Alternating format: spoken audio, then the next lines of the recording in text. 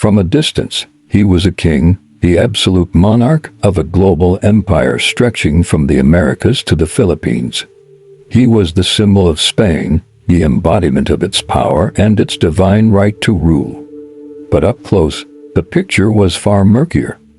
It was a picture of a man whose character had been twisted by intrigue, fear, and a burning resentment from childhood.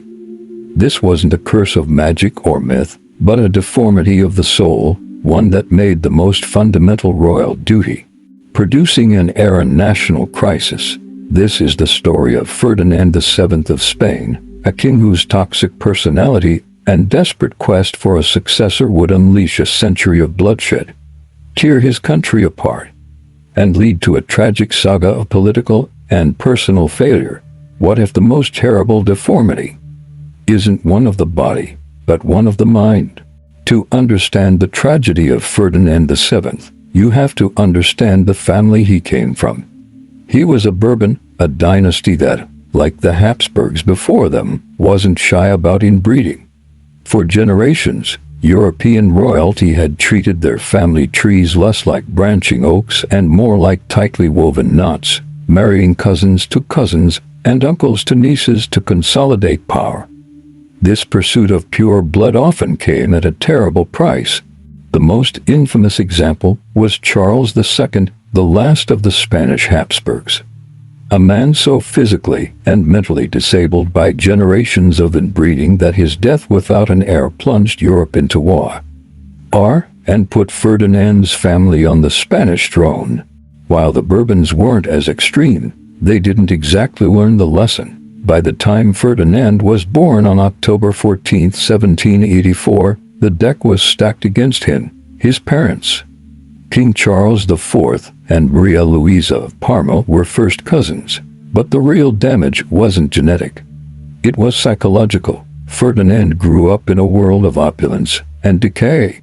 The Spanish Empire was a shadow of its former self, and across the border, the French Revolution was sending tremors of fear through every monarchy in Europe. His father, Charles IV, was a weak ruler, more interested in hunting than governing. The real power belonged to his mother, Queen Maria Louisa, and her charismatic Prime Minister, Manuel Gata. Young Ferdinand grew up in this cauldron of intrigue, developing a deep and abiding hatred for Godoy, who he saw as a usurper of his father's throne and his mother's affections. He became a rallying point for court factions who opposed the ruling trio. This early education in conspiracy and paranoia forged the man he would become: secretive, cruel, and deeply mistrustful. He learned to see enemies in every shadow and came to believe that absolute, unquestioning power was the only path to survival. He was being groomed to inherit a troubled kingdom, but no one knew that the greatest threat to his reign wasn't an army or an uprising. It was the ticking time bomb of his own character, and the dynastic crisis it was destined to create. The primary duty of any king is to secure his dynasty by producing a male heir. For Ferdinand VII, this duty became a source of public crisis and private obsession. The secrets of his court weren't about a monstrous body, but about a toxic environment of political backstabbing, suspicion, and the crushing, relentless pressure to continue the royal line. The royal bedchamber wasn't a chamber of horrors because of a physical ailment, but because it was the focal point of all the kingdom's anxieties. Ferdinand's own personality was the biggest obstacle. Known for his sullen, paranoid, and cruel disposition, he was not a man who inspired loyalty or affection. His bitterness, nurtured in his youth, poisoned every relationship, including his marriages. How much of this was fueled by his deep-seated insecurities and his hatred for his parents' regime? He was a king, a figure meant to embody strength, yet he was consumed by paranoia. The psychological toll was immense. He saw conspiracies everywhere, trusting no one. This deformity of character had very real consequences. The future of the Spanish Empire rested on this deeply flawed man's ability to navigate not just politics, but the intimate duty of marriage. Every potential union was weighed down by political baggage. The king's own volatile temperament. His secret wasn't anatomical.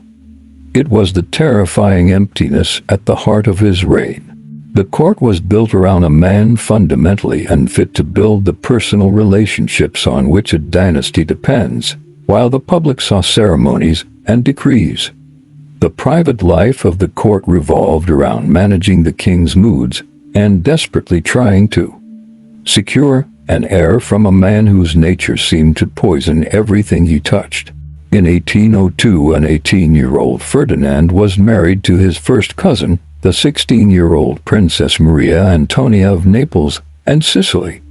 Like all royal marriages, it was a political deal meant to strengthen the alliance between Spain and the Italian Bourbons. But it quickly became a personal nightmare for the young princess. Maria Antonia was intelligent and strong-willed, and she walked straight into a snake pit. The full weight of the dynasty's survival fell upon her. She found herself at the center of a toxic court, pitted against her powerful mother-in-law, Queen Maria Luisa, and the man she despised, Manuel Gata. They saw the clever Maria Antonia as a threat to their influence over the future king and spread vicious rumors about her. Her life in the palace was one of constant political maneuvering and isolation. Her primary duty was to produce an heir with a husband who was sullen and difficult, in a court that was actively hostile towards her. Despite the monumental challenges, Maria Antonia did become pregnant in 1804. The court held its breath, hoping the dynastic crisis was over. But the hope was short-lived. She suffered a devastating miscarriage. A year later, she conceived a second time, only for it to end in another tragic miscarriage. The constant stress and the hostile environment had taken a serious toll on her health. In May of 1806, Maria Antonia fell gravely ill with tuberculosis. Weakened by her difficult pregnancies and the pressures of her life, she died at just 21 years old. Her mother, the Queen of Naples, was so convinced of foul play that she openly accused Queen Maria Luisa and Gata of poisoning her daughter. While never proven, the accusation speaks volumes about the deadly atmosphere of Ferdinand's court. Maria Antonia was the first casualty of Ferdinand's reign, sacrificed not to a physical curse, but to the political poison at the heart of the Spanish monarchy. While Ferdinand's private life was a drama of failure, his public life was about to be shattered. In 1808, Napoleon Bonaparte, seeing the rot within the Spanish royal family, invaded Spain. He forced both Ferdinand and his father to abdicate and put his own brother on the throne. Ferdinand spent the next 6 years as a prisoner in France. But this exile transformed him to the Spanish people, who rose up in a brutal guerrilla war against the French. Ferdinand became a symbol of national resistance. They called him El Deseado, the Desired One. They fought and died in his name. Believing his return would bring freedom, they couldn't have been more wrong. When Ferdinand returned to Spain in 1814, he found a nation that had been reborn. In his absence, a liberal government had written the Constitution of 1812, a progressive document that established a constitutional monarchy and limited the king's power. They presented it to Ferdinand, expecting their desired king to embrace the new Spain they had bled for. Ferdinand's response was swift and brutal. He rejected the Constitution, declaring it void. Believing in his absolute power by divine right, he unleashed a wave of savage repression. Liberals, intellectuals, and anyone associated with the constitutional government were hunted down, arrested, imprisoned, or executed. He restored the Inquisition and rolled back every reform. The next 6 years became known as the Absolutist 6 years, a period of darkness and terror. His rule was defined by the same paranoia and cruelty that marked his youth. He trusted no one, and his government was run by a clique of sycophants. The man who had felt powerless as a prince now wielded absolute power with monstrous force. The desired king had become a despised tyrant. But his political power still couldn't solve his biological problem. He was over 30, a widower, and still had no heir. With his power restored, Ferdinand returned to the problem of the succession. He needed a wife and, more importantly, a son. In 1816, a new bride was chosen, his own niece, 19-year-old Maria Isabel of Portugal. Once again, it was a marriage of close relatives, and once again, a young woman was thrown into the grim, oppressive court of her uncle husband. She was entering the same trap that had consumed Maria Antonia. The cycle of pressure began anew. Maria Isabel was said to be gentler and meeker than her predecessor, and the strain of her new life was immense. Observers noted her growing melancholy as she lived under the shadow of her husband's rages and the crushing expectation of the entire kingdom. In 1817, she gave birth to a daughter, bringing a moment of relief. But the infant was frail and died after only 4 months, plunging the court back into despair. A year later, in 1818, Maria Isabel was pregnant again. The labor was fraught with complications, the baby was in a breech position, and the court physicians were helpless. After hours of agony, Maria Isabel lost consciousness. What happened next is a subject of historical debate, but it became a symbol of the reign's horror. A gruesome story alleges that the physicians, believing she had already died, began a caesarean section to save the child. As they made the incision, the story goes, Maria Isabel let out a horrifying scream. She had been alive. The shock and the wound killed her on the operating table. The child, another daughter, was delivered but died within minutes. At 21, the same age as Maria Antonia, Maria Isabel became the second queen sacrificed in the king's desperate quest. Ferdinand was now 34, twice a widower, and childless. His private tragedy was threatening to become his dynasty's ruin. The gruesome death of Maria Isabel made Ferdinand VII the notorious figure in the royal houses of Europe. What princess would willingly marry a king whose first 2 wives had died so young and in such tragic circumstances? For nearly a year, the search for a third bride was fruitless. But the need for an heir was more desperate than ever, as Ferdinand's enemies waited for a succession crisis to spark a civil war. Finally, a candidate was found, Princess Maria Josepha Amalia of Saxony. She was a deeply religious young woman who had spent much of her youth in a convent. The hope was that she would see the marriage as a holy duty. Instead, she was utterly terrified by the prospect of marital relations, which she considered sinful. When told what was expected of her, she refused, leading to a bizarre crisis. For months, the marriage went unconsummated. Ferdinand, seething, couldn't force her without causing a massive scandal. The situation became so dire that an appeal was made to the Pope himself. Understanding the political catastrophe that a failed Spanish succession would cause, Pope Pius VII wrote a personal letter to the young queen. He gently reassured her that the marital act was a sacred duty necessary for the continuation of the Catholic monarchy. The Pope's letter worked. Maria Josepha relented. The ordeal, however, produced no children. After 10 loveless years, Maria Josepha died of a fever in 1829, childless. She was the third queen to perish. Ferdinand was now 45, in failing health. With the clock ticking, his younger brother, Don Carlos, was the champion of the ultra-reactionaries who felt Ferdinand wasn't absolutist enough. If Ferdinand died heirless, Carlos would become king, in a final, desperate move. Ferdinand married a 4th time, just 7 months after his 3rd wife's death. The bride was Maria Cristina of the 2 Sicilies. She was ambitious, pragmatic, and understood the assignment. To everyone's shock, she became pregnant almost immediately, in October of 1830. Maria Cristina gave birth, but as the child was presented to the court, the celebration was cut with uncertainty. It was not a son, It was a healthy baby girl, Isabella. The birth of his daughter Isabella should have been a moment of pure joy. Ferdinand finally had a direct heir.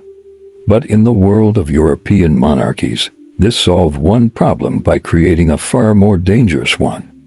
Spain had long followed a version of Salic law, which meant a king's brother would inherit the throne before a king's daughter. Under this law, Ferdinand's heir was not Isabella, but his younger brother, Don Carlos. Don Carlos was the hero of the Apostolicos, later known as the Carlists. These were extreme absolutists who despised any hint of liberalism or modernity. For years, they had patiently waited for Ferdinand to die childless so their champion could take the throne. The birth of Isabella was a threat to their entire movement. But Ferdinand, in a final act of fatherly devotion, decided to change the game. He revived a decree his father had made in 1789, which allowed a daughter to inherit the throne if there were no sons. In 1830, Ferdinand formally published this pragmatic sanction. In one stroke of the pen, he disinherited his brother and made his infant daughter, Isabella, the rightful heir. The Carlists were enraged. They claimed Ferdinand had been manipulated by his wife and a cabal of liberals. They refused to recognize Isabella, declaring Don Carlos the true king, Charles V. The kingdom was now split in two.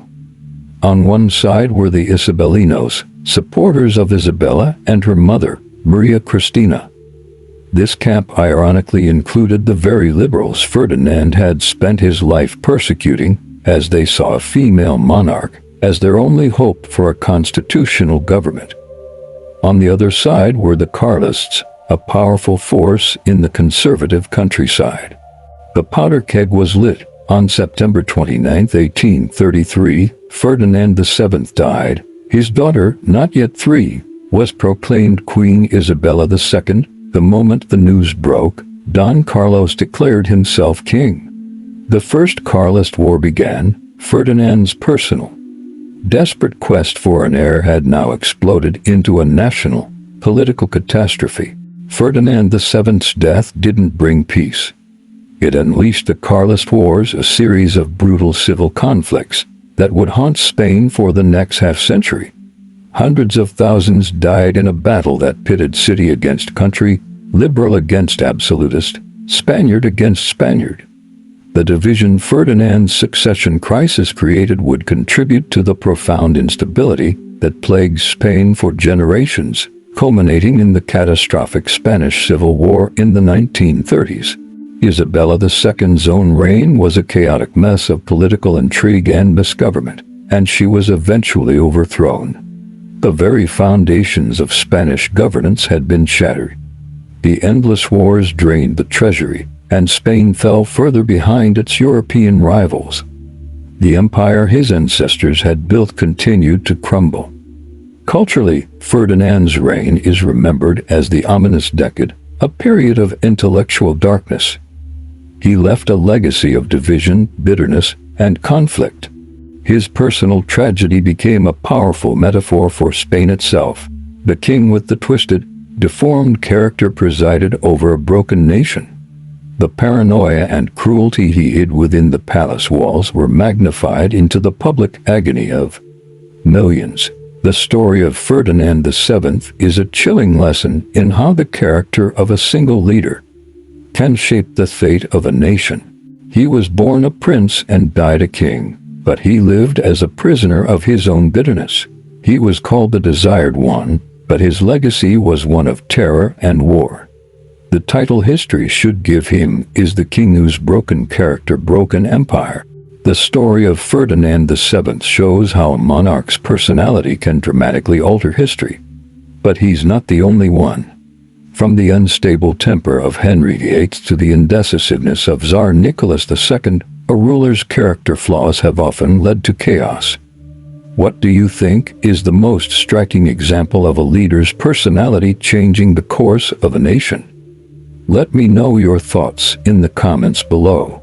When we look at history, we see battles, treaties, and grand political movements. We see rulers as pieces on a chessboard.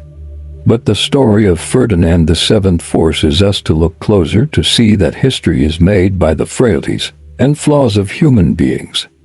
Ferdinand's personal bitterness was not just a private failing, it was a geopolitical event. It was a force of history as powerful as any army. His desperate need to secure his own line, driven by ego and paranoia, ignited a 100-year ideological war. The suffering of his wives was not just a private sorrow, it was a prelude to national chaos. This is the terrible and fascinating truth of Ferdinand's story. It proves that sometimes the fate of an empire can hang on the poisoned character of a single man, a tragic inheritance that turned a king into a tyrant and his kingdom into a casualty.